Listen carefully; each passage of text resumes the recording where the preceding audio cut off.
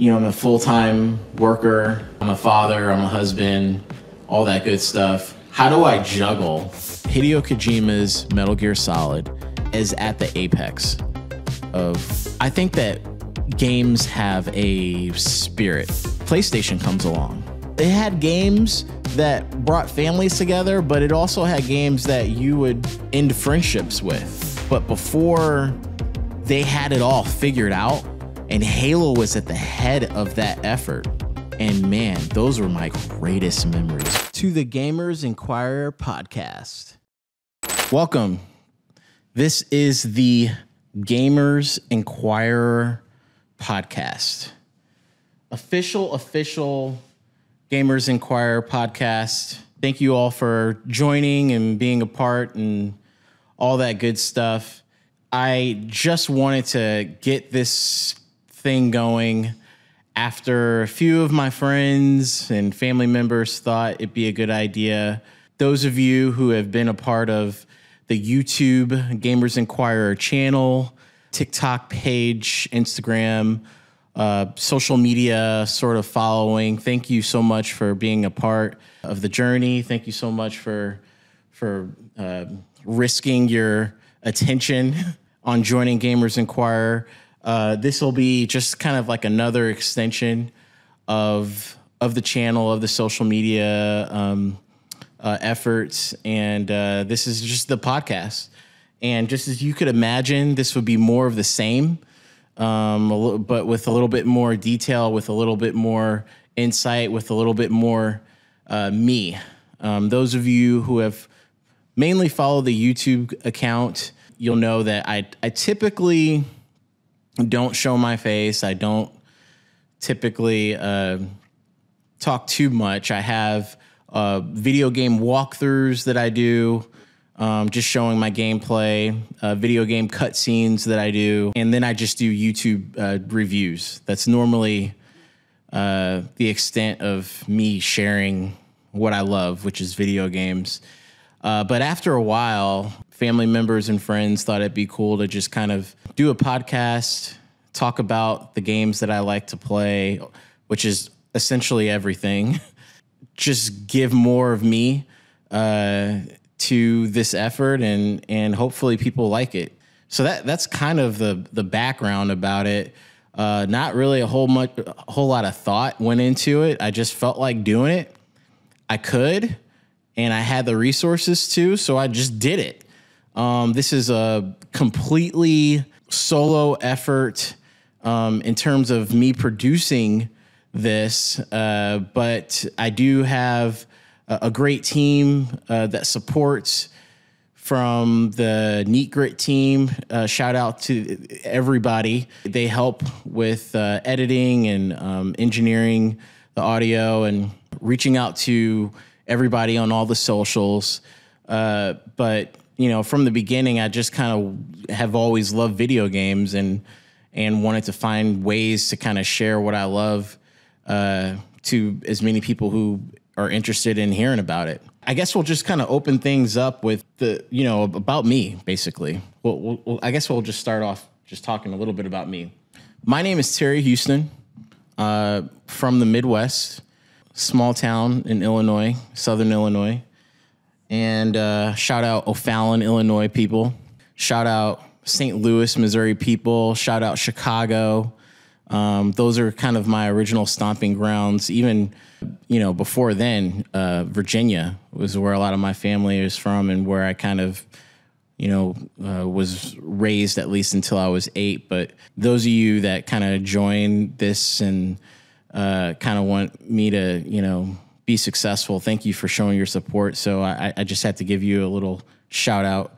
But I'm originally from the Midwest. I'm in the military. I've got a family of it's a total of 4 of us, me, my wife, and I've got 2 boys. One is a 2-year-old and one is a 5-month, is about 5 months now. And they are literally my life. They're the reason why I do all the things that I do. And I might share a couple pictures. You guys will probably see them. I've got a full-time job. I'm just like you. I work for the military.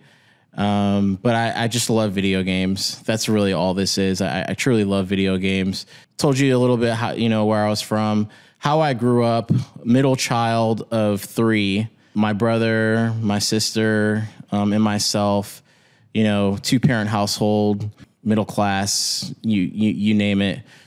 But what was special is, my parents just shared video games. They originally got me and my brother our own video game console, which I think was kind of a spoiled effort, but they had the means to do it. So they got my brother a Sega Genesis and they got me a Super Nintendo. First video games ever played on the Sega Genesis was Sonic the Hedgehog, the original Sonic the Hedgehog 1, which I may talk about a little bit. And then for the Super Nintendo, Super Mario World, I have fond memories of as well. I remember more than anything growing up, the feeling that I felt, all of us crowding up to a television and plugging in our controllers and playing a game together. It kind of was a feeling of Thanksgiving. Playing a game with my family and friends was kind of like, being on holiday. You know what I mean? And all through my life, I've always tried to get that feeling back of camaraderie, of joy, of laughter, of competition, of friendship, in many ways of love, playing video games. And that originally started at 3, 4, 5 years old, playing Super Mario, playing Sonic the Hedgehog, and playing all the other games, around those second generation consoles. Those are my fondest memories, and I never really deviated from that. Playing Super Nintendo, playing Sega, and then gravitating towards PlayStation, Nintendo 64, Xbox. And then, up till now, I have a suite of modern day video game consoles and systems. I currently play the PlayStation 5, Xbox Series X, Nintendo Switch, and I've just recently started playing PC over the past, I want to say, 6 months. So I've played so many games. We'll definitely have our opportunity throughout the course of this channel to talk about it. But I just love video games, and I got it all. I also probably will. I'll also be showing you guys my full studio and kind of how I put everything here together.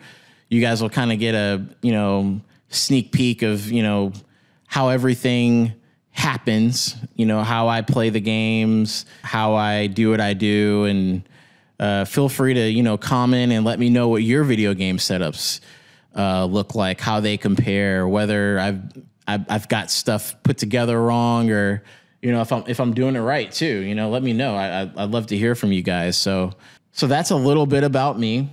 I will harp on a little bit about kind of gaming now.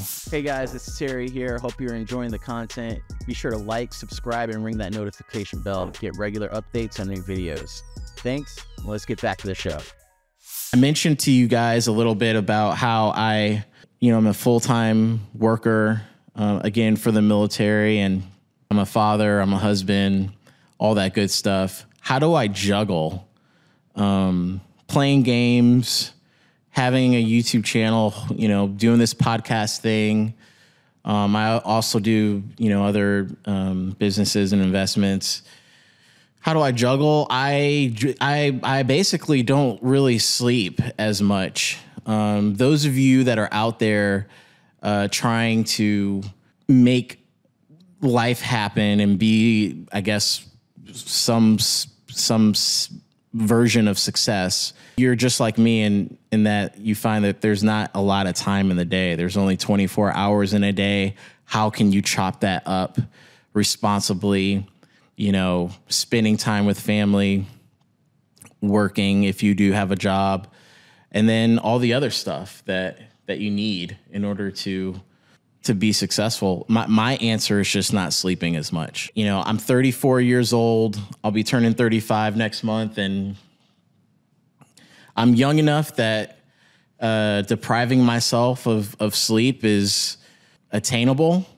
And while I have that luxury, while I have that energy before I get too old and stuff, you know, I decide to spend a lot of my energy years, if you will, by creating content on social media and by, investing. So that's really my answer. I'd say in detail, you know, I get up about 5 a.m. every morning, get the kids ready along with my wife. By about 7 a.m., I'm out of the door. I drop my son off at daycare and, you know, I'm in work, and like you, fight traffic. Currently, I'm in the DC area. You guys know in the DC area, traffic is really thick. So I'm in my car for like an hour on a good day, 2 hours on a bad day. And generally by about between 8 and 9 a.m., I arrive at the job and, you know, I work. And that's the tempo till about, 4 or 5 o'clock. And I fight traffic again to pick up my son from daycare and spend time with him and my family. And we watch TV and eat just like any normal family. And we keep it moving, you know.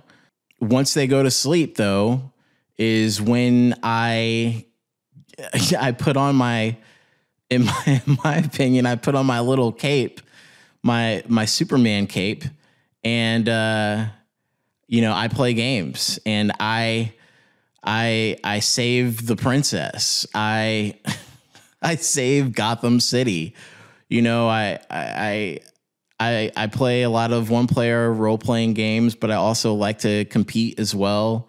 You know, right now I'm playing a lot of Apex Legends to compete. But I know some of you guys are Fortnite people and Warzone people. Apex Legends is my thing. I also like Madden, all that good stuff. So, but at night I do all that. At night is my opportunity to play games, record games, exercise, and do all that. And generally I want to say about between 10 and 11 p.m. is when I shut it down. You know, I go to bed and I do it all over again. So on average, I'm about 5 or 6 hours of sleep a night, 6 hours on a good night, 4 or 5 hours on a bad night. And I do that. I keep that tempo basically throughout the course of the week. Saturdays and Sundays, I kind of re-energize as best I can, spend time with family, typically Saturday daytime, and we go to church on Sundays. And I do squeeze in some gaming then, but that's usually my time, my opportunity to recharge. And then I'm literally on that same tempo again the following week. And that's what I do. I won't bore you guys with other stuff that I kind of do in between those lines to, plant seeds, financial seeds for my family. But that's in a nutshell kind of how I balance everything. It's not pretty at all. I'm with you. It's not, but that's the best I can do. Let me know what you guys' balance is, how you guys do it. I'd love to hear what your thoughts are and, what your recommendations are. If you think there's ways to make it better, I'm all ears. But anyways, let's talk a little bit about the gaming industry right now. You got PlayStation, Microsoft, Nintendo, and PC. Can we take a second to also shout out Sega Genesis? I mean, let's be all the way 100 with this. I told you how me and my brother kind of came up playing the Nintendo and the Sega. We're second generation console players. We weren't, we were born in the late 80s. So we weren't able to appreciate consoles like the original Nintendo and the Atari and all those games. We did play them a little bit, but I mean, we were born out of the Super Nintendo and Sega Genesis era. The competition that you would see between Super Nintendo and Sega was a beautiful competition, in my opinion. And they competed in a way that was healthy for the consumer. And what I mean by that is Super Nintendo and Sega had their own identity, which was, it was, again, beautiful to experience, because Super Nintendo was kind of like Goku, right? Those of you that are Dragon Ball Z heads like myself, Super Nintendo was kind of like Goku, and Sega Genesis was like, Vegeta, right? Both of them, had their effort, but it was just they were different styles. Super Nintendo was like, family and friends, and let's all play together and let's laugh together and let's enjoy this thing called gaming together, which had its place and was awesome. And like I said, I really enjoyed it. Sega was about attitude. Sega was about, competition. You got to enjoy both consoles, but you went to one or the other for the overall personality and style of what you wanted to get out of a game. Sega had a lot of bloodshed in it, to be completely honest. It had some games that were had some vulgar language in it. Super Nintendo was clean cut, maybe some PG-13 sort of rated games, but nothing that would get you in trouble as a kid, But Sega definitely, you had to make sure that you had the volume turned down low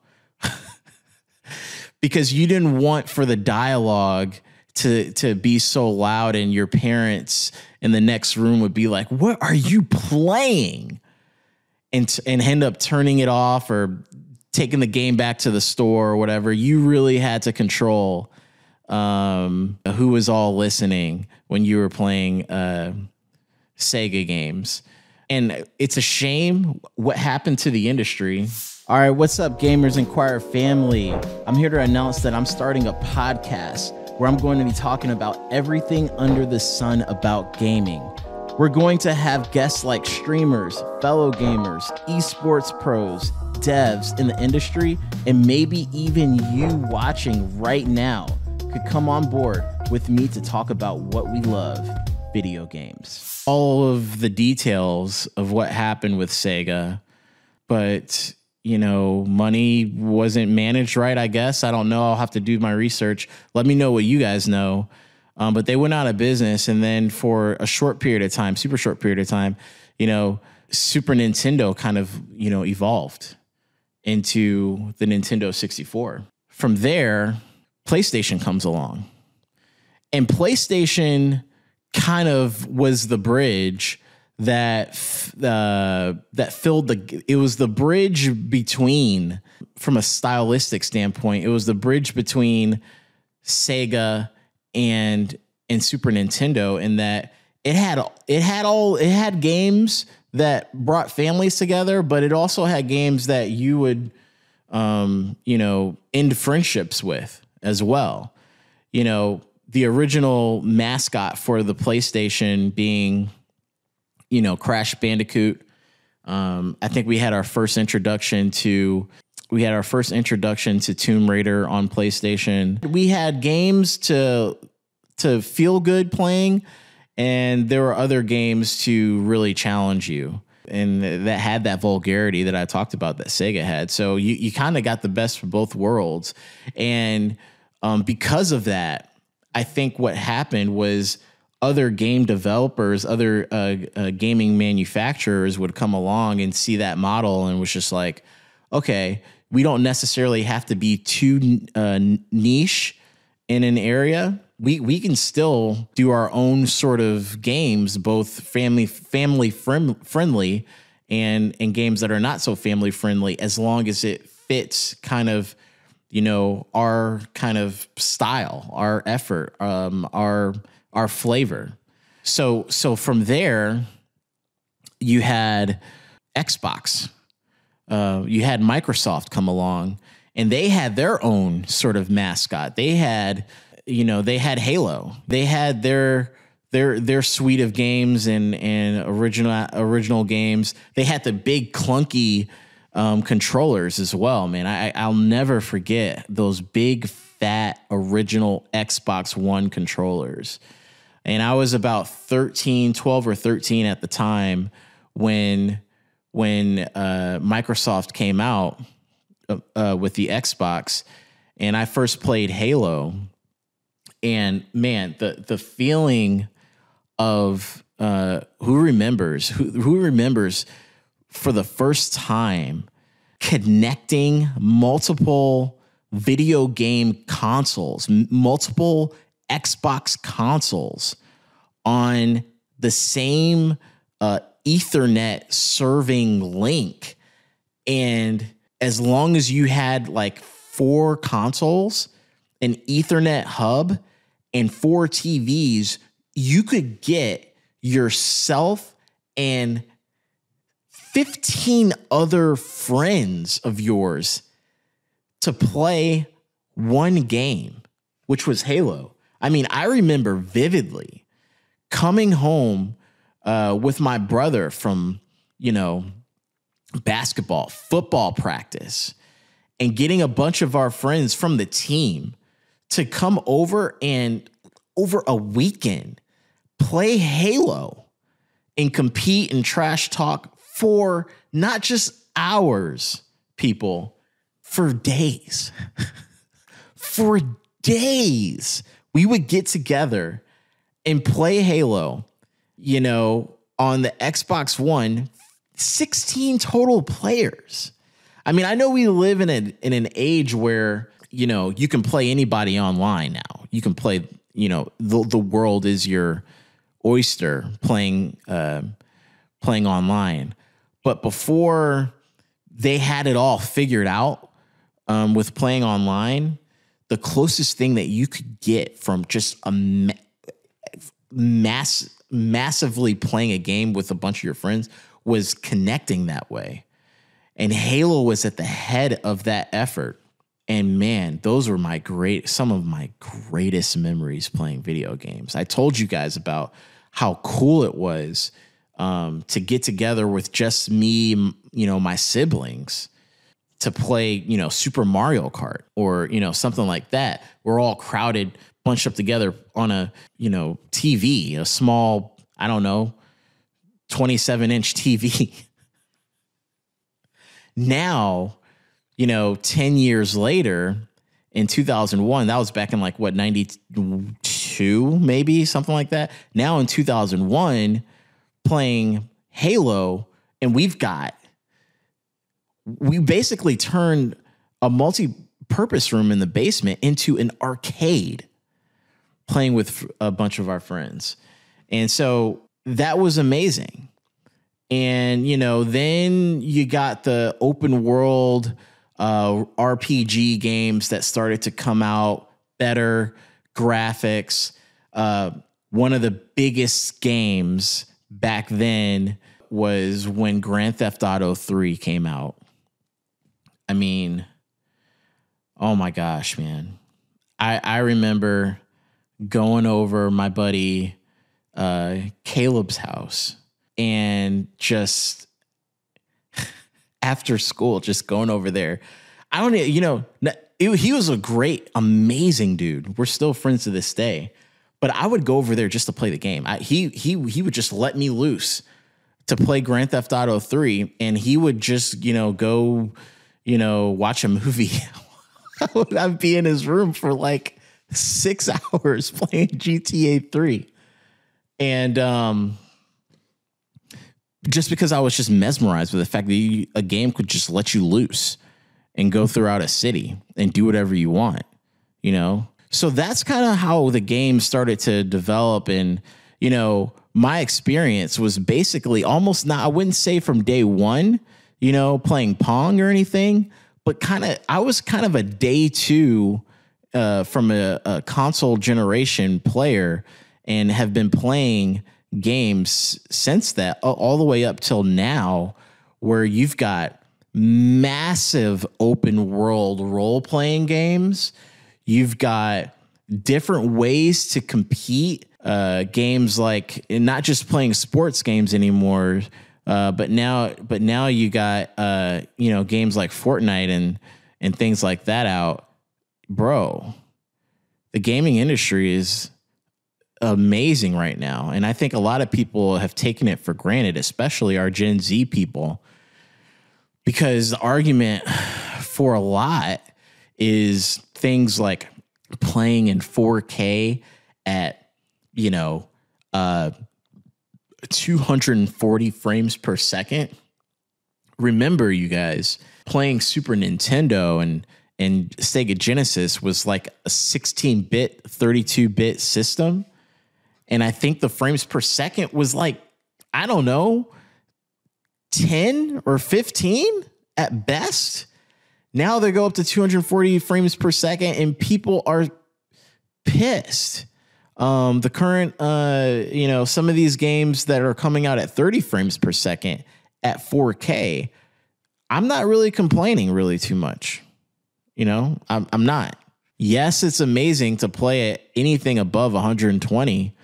And I do, but when a new game releases and it's not that, and, you know, it's at 30, or, you know, and you can only play at 1080p. Yeah, that sucks. I mean, Nintendo is pulling it off with Nintendo Switch. They just came out with Zelda Tears of the Kingdom, which is a follow-up of Zelda Breath of the Wild. That's 1080p resolution. I believe it's at 30 frames per second. I mean, is it not at 30 frames per second?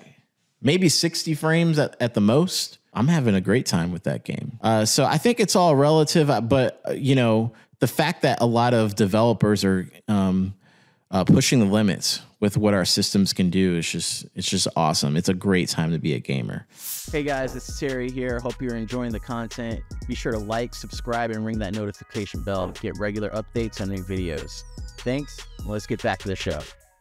But to answer the question of which is best, PlayStation or the OG Sega, Genesis, or Sega industry, PlayStation, Sega, Microsoft, Nintendo, or PC.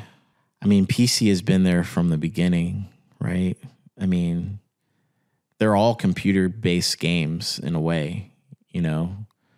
So personally, the Xbox is my favorite, just because most of my friends have played on it.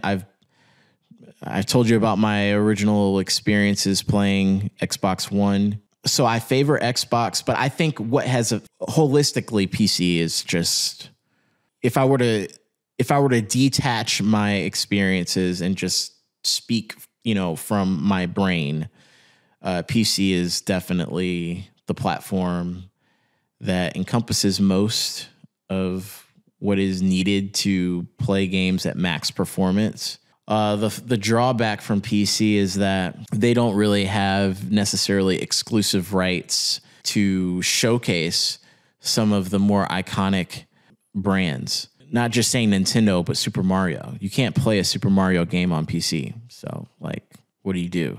You can't play without privilege, you know, Halo or, you know, Horizon. You know what I mean? Like, you have to get authorization from PlayStation, you know, so from a performance standpoint, nobody can touch PC.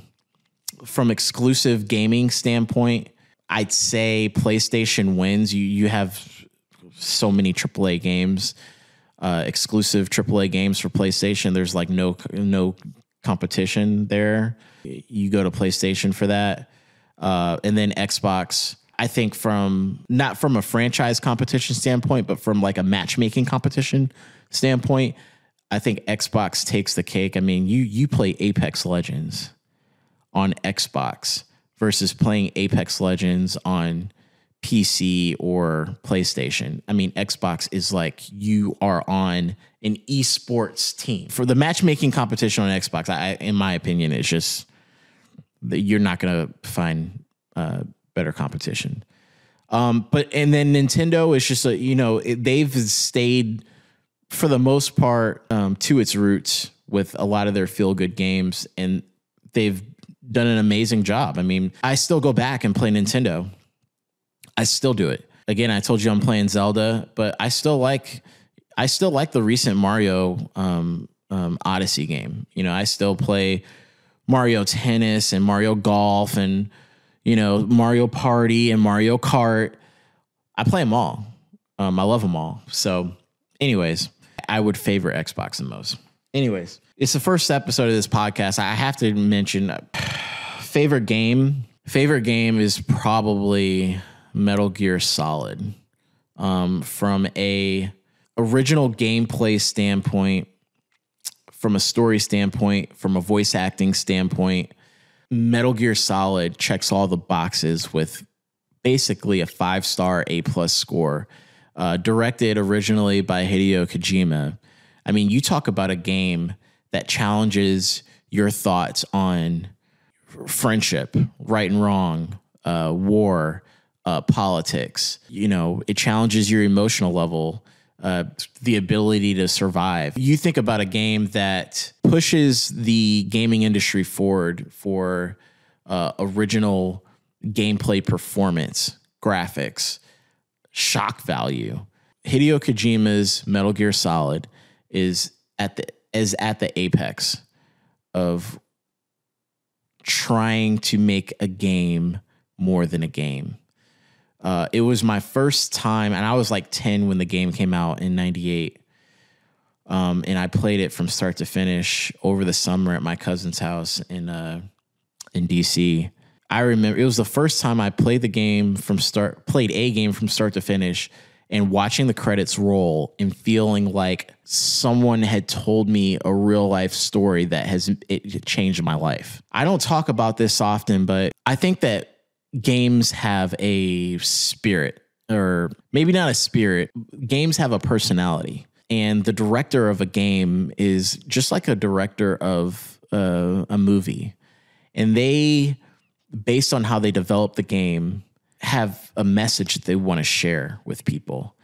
And the better the director, or at least the better the direction of how the game is produced, impacts how strong that message is to the audience, to the gamer. Man, did I receive that message from Hideo Kojima. Metal Gear Solid is my favorite game. There are other games that are up there, I think in a different form. I said Zelda, Ocarina of Time. I don't even want to get into it. That game is really good too. That game is good too. Maybe a tie between Zelda, Ocarina of Time, and Metal Gear Solid, but today is Metal Gear Solid. Let's talk about future content. I know this is maybe, I don't even know how this will cut out, but this will be a shorter video, I think. Future content will come in the form of guest appearances. My desire is to talk with other video game developers on games that have already been made, also games that are coming out. Speak with family and friends as well. Get their take, just like I've given you, on games that have impacted them, games that they like, games that they look forward to playing, and all of that. So be on the lookout for that. Be sure to join the Discord to get behind the scenes sort of conversations, and it'll also be your opportunity to share with me stuff that you want me to talk about. Upcoming games that I would like to talk about include GTA 6, Grand Theft Auto 6, when that releases. I think some people, I've heard in some forums that it's coming out next year. Other forums it's coming out in 2 years. I really don't know. I truly don't know, but we'll see. We'll definitely see. GTA 6, Spider-Man 2, Miles Morales, Spider-Man Miles Morales that came out about a year and a half ago. That was amazing. Totally love that. But Spider-Man 2, Assassin's Creed. I'm really interested the Starfield release. Have you guys seen that? Have you guys been on the lookout? I mean, I think it's the first. Okay, so produced by Bethesda, and it is quite an original game. I don't know how it's going to fare out, how it's going to actually play, how good it's going to be. I will say this: they did do. Let me see. Pull it up on my phone here. Actually, Starfield, Bethesda. So Bethesda is also the same company who did Fallout, which was an amazing game. Fallout 4 in particular for me was my favorite Fallout. Skyrim, massive open world game. That game, Skyrim, I don't want to go on a tangent, but I will say Skyrim, I almost failed college because of Skyrim. How many people know what I'm talking about? That game came out in 2011. Again, illuminating, amazing game. One of those games that you just never forget. Plenty of mods for that game has brought the gaming industry forward. So this is the same company that has done some really good work, done some really good games. They're coming out with Starfield, and Starfield has the capability, from what I've been reading, they're using artificial intelligence. It is a sci-fi game, I think, built on space exploration, as well as some other stuff. I don't know the whole plot of it, but a large part of it is space exploration. They use artificial intelligence. I think they've made by hand with their team 10 planets and or star systems, planets and moons. But out of that, use artificial intelligence to forward populate and create up to 1,000 star systems, planets, and moons. Can you imagine the scale of that game? I mean, you're talking about you're basically talking about an alternate universe playing Starfield. I mean, who's got that kind of time to play a game like that? I mean, closest thing, I guess, would be World of Warcraft. I don't see a game at that scale ever ending. I mean, do you? I don't. That game's not going to end. That game it's literally a game that's going to last forever. Who has time to explore 1,000 planets and stars? I mean, I got bills to pay. I got a family to feed. I don't have no time to spin. I mean, now granted, don't get me wrong. I'm gonna try the game out. I doubt I'll complete a game like that. Just for educational purposes, I have to play this game. I have to try this game. And I hope you will too. So, and we'll be talking about it either through the podcast or through like a game review that I'll do or something like that. But we'll definitely feature it on the channel. And then also current games. I told you guys about Zelda Tears of the Kingdom that just released. Also, Jedi Survivor, Star Wars Jedi Survivor just came out. Check out the channel. I did a review on that, did a walkthrough on that, did a game cutscene on that. Really enjoyed that. And I'll probably do a podcast episode, either with the developer, hopefully, or at least a friend, and talk about our experiences playing that game. Because I really do want to go under the hood with my experience for that game. So we'll see. So yeah, we're going to talk about all that stuff. Again, let me know what you guys want to hear and talk about, and we'll see if we can definitely fit it on the schedule. But again, my name is Terry Houston. Guys, thank you so much for being a part of this effort and checking out the show. I think we'll break and kind of show you guys the studio a little bit. But after that, I probably won't say bye at that point, but I'll say bye now. Thanks again, and we'll see you soon. We'll see you soon.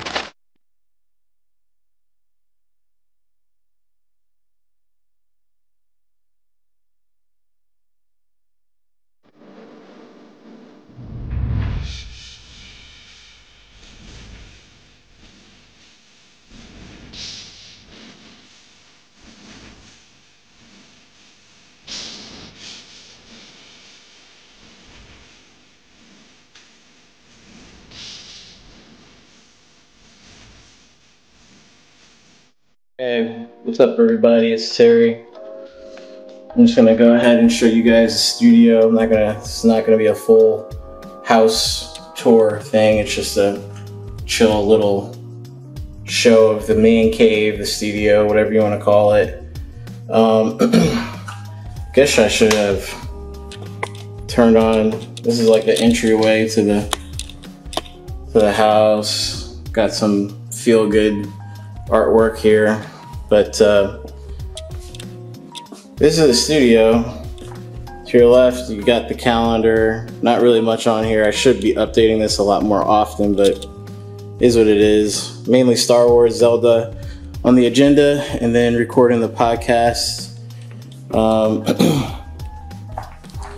To the right here is basically the base of operation. It looks like a lot. Yeah, I guess it kind of is, but I kind of need everything. You know, you got your mix amp, Rodecaster Pro 2 mix amp. Got your Stream Deck. You know, 3 monitor setup. Got your PC and controllers. One thing that I do try to do is do some sort of cable management. Down here, kind of hard to see, but you got your PS5 and your Xbox Series X tucked under the desk.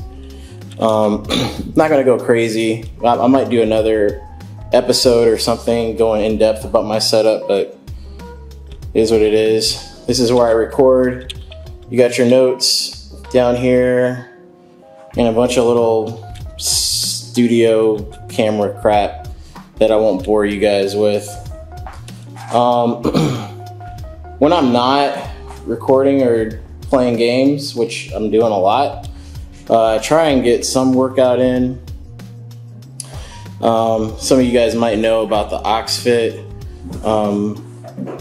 thing. It's mainly just a little gym, an all-in-one gym thing. I'll show you what it looks like. But I like to call it just kind of like a weightlifting version of Peloton. But I don't know, do your own research. And then you got just your standard Nordic Track treadmill. So between these two, I get my weightlifting in, I get my running in. And then tucked in the corner here, I just got my fight camp boxing. So whenever I feel like hitting something, I just kind of do that. I should have cleaned up a little bit, but it is what it is. I got my son Miles, he likes to come down here and play, obviously, and we got a little pin for my other son Nolan when I have to babysit, but kind of not babysit at the same time, you know? So fix my camera. That's basically it. I'm not gonna lie. I mean, I can show you guys in a different episode, I guess, in depth on why I set it up the way I set it up. But you know, this isn't much down here. But it's where I find my paradise, and it definitely didn't happen overnight. I just kind of, each time I get paid, just put a little something into my setup. But anyways, that's what it is. Hope you guys like it. If you want me to show you more in the future, just let me know. All right, peace. All right, guys, thank you for joining me in this podcast. If you want to come on board with me in this podcast, join our Discord community where we talk about everything gaming. I hope you all enjoyed this episode. If you did, please don't forget to hit that like and subscribe and follow my socials in the links below to be notified when the next episode uploads. We'll catch you in the next one.